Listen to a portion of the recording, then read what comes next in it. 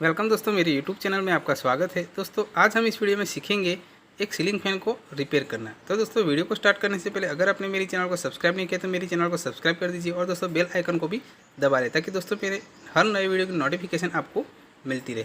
तो दोस्तों वीडियो को स्टार्ट करते हैं।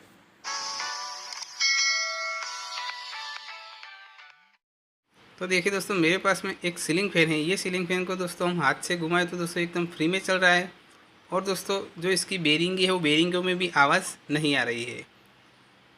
पर दोस्तों मुझे कस्टमर ने बताया कि ये फ़ैन को स्टार्ट करने के बाद थोड़ी देर बाद में इसमें खट खट आवाज़ आती है और दोस्तों जो इसकी स्पीड है वो स्पीड कम हो जाती है।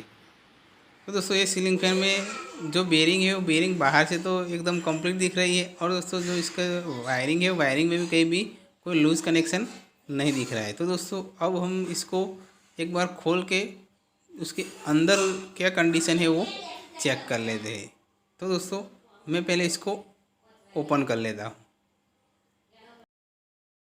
देखिए दोस्तों, मैंने सीलिंग फैन को ओपन कर लिया है और दोस्तों जो इसकी जो मोटर है वो मोटर की जो कॉइल है वो कॉइलों की कंडीशन एकदम अच्छी दिख रही है और दोस्तों इसके अंदर कहीं भी कोई लूज़ कनेक्शन या कोई वायर जला हुआ नहीं दिख रहा है। क्योंकि दोस्तों क्या होता है, कई बार लूज़ कनेक्शन होने से कारण ये मोटर को करंट अच्छे से ना मिलने पर ये सीलिंग फैन है हमारा रुक रुक के चलता है। पर दोस्तों जो ये मोटर है मोटर की कंडीशन बिल्कुल सही है। इसके बाद में दोस्तों हम चेक करते हैं सीलिंग फैन की बेरिंगों को। तो दोस्तों जो ये बेरिंगे है वो बेरिंगे भी देखिए, जो नीचे वाला कवर है नीचे वाले कवर की बेरिंग भी ओके है और दोस्तों जो ऊपर वाला कवर है ऊपर वाले कवर में बेरिंग एकदम फ्री है। तो दोस्तों ये सीलिंग फैन के दोनों कवर की बेरिंगे भी अच्छी है और दोस्तों जो मोटर है मोटर की कंडीशन भी अच्छी है। फिर भी दोस्तों ये सीलिंग फैन स्टार्ट करने के बाद थोड़ी देर बाद में रुक रुक के आवाज़ करके चलता है। तो दोस्तों बेरिंगें अच्छी होने के बावजूद भी सीलिंग फैन में ये प्रॉब्लम आने का कारण दूसरा ये है कि जो सीलिंग फैन का स्टेटर है और जो स्टेटर की जो शाफ्ट आती है दोस्तों, ये शाफ्ट की जहाँ ऊपर और नीचे की साइड में जो बेरिंगें बैठती है वो जगह पर दोस्तों शाफ्ट घिस जाने पर या उसमें गैप पड़ जाने पर जो सीलिंग फैन की जो बेरिंग है वो बेरिंगें लूज़ बैठती है और दोस्तों ये लूज़ बेरिंग होने के कारण सीलिंग फैन को जब हम स्टार्ट करें तब दोस्तों थोड़ी देर के बाद में ये सीलिंग फैन है हमारा आवाज़ करके चलता है। क्योंकि दोस्तों जो सीलिंग फैन का स्टेटर है वो साइड की जो रिंग आती है वो रिंग से टच करता है। तो इसके लिए दोस्तों अब हमें क्या करना है कि जो सीलिंग फैन का स्टेटर है उस स्टेटर को जो इसके दोनों कवर है सीलिंग फैन के वो दोनों कवरों में एक के बाद एक बिठा के चेक कर लेना है कि दोस्तों दोनों कवर में से कौन से कवर में स्टेटर लूज़ बैठता है। तो दोस्तों जो नीचे वाले कवर की बेरिंग है उसमें जो ये स्टेटर की नीचे की शाफ्ट है वो एकदम फिक्स बैठती है। पर दोस्तों जो ऊपर वाला कवर है ऊपर वाले कवर में बिठाते हैं तो देखिए दोस्तों ये एकदम लूज़ बैठता है। इसको दोस्तों नीचे से धक्का देने पर ये स्टेटर है वो स्टेटर बेरिंग में आगे पीछे हो रहा है। तो दोस्तों जो सीलिंग फैन में प्रॉब्लम आ रही है इसका कारण ये शाफ्ट है वो शाफ्ट बेरिंग के अंदर लूज़ बैठती है वो है। तो दोस्तों हम इसको एक बार खोल के इसके शाफ्ट को चेक कर लेते हैं। तो देखिए दोस्तों सीलिंग फैन का स्टेटर की जो शाफ्ट का ऊपर वाला हिस्सा है उसमें पूरी गैप पड़ गई है दोस्तों। जहाँ पे जो ऊपर की बेरिंग बैठती है वो जगह पे पूरा कट पड़ गया है दोस्तों। ये कट पड़ जाने से ये सीलिंग फैन की जो ऊपर की बेरिंग है वो बेरिंग में ये लूज़ रहता है और दोस्तों ये लूज़ होने के कारण क्या होता है, जब हम सीलिंग फैन को स्टार्ट करते तब दोस्तों सीलिंग फैन जब स्टार्ट होता है तो स्टार्ट होने के बाद में दोस्तों ये जो स्टेटर है वो स्टेटर जो साइड वाली रिंग है वो रिंग से टच होता है। देखिए दोस्तों इसमें ये टच हुआ है, उसकी वजह से इसमें स्क्रैच पड़ गए हैं। तो दोस्तों सीलिंग फैन में ये प्रॉब्लम हो जाए तो दोस्तों ये प्रॉब्लम को हम किस तरह से सॉल्व करें वो मैं आपको दिखा देता हूँ।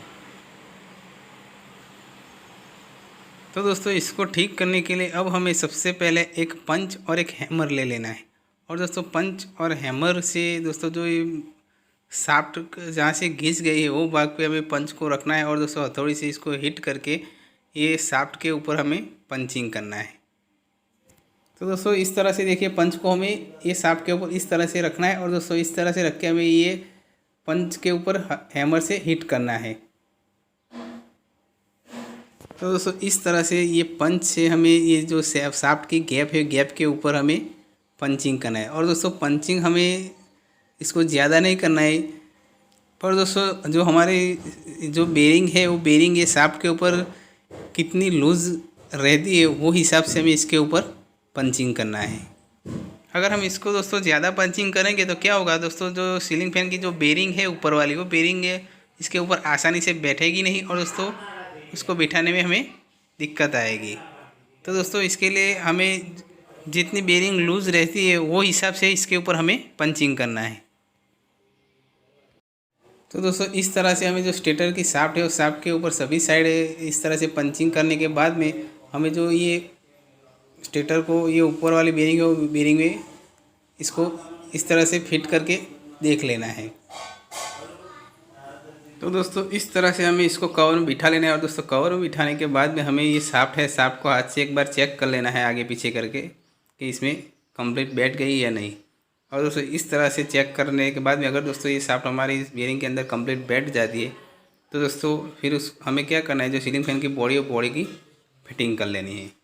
तो दोस्तों इस तरह से जो हमारा ये जो प्रॉब्लम था सीलिंग फैन का वो प्रॉब्लम सॉल्व हो जाएगा। तो दोस्तों इस तरह से सीलिंग फैन में कोई ऐसी प्रॉब्लम आए तो हम इसको इस तरह से आसानी से ठीक कर सकते हैं। तो दोस्तों उम्मीद है कि आपको मेरा वीडियो ज़रूर पसंद आया होगा। दोस्तों अगर आपको मेरा वीडियो पसंद आया तो मेरे वीडियो को लाइक कर देना और दोस्तों आपने अभी तक मेरे चैनल को सब्सक्राइब नहीं किया तो मेरे चैनल को सब्सक्राइब जरूर कर देना।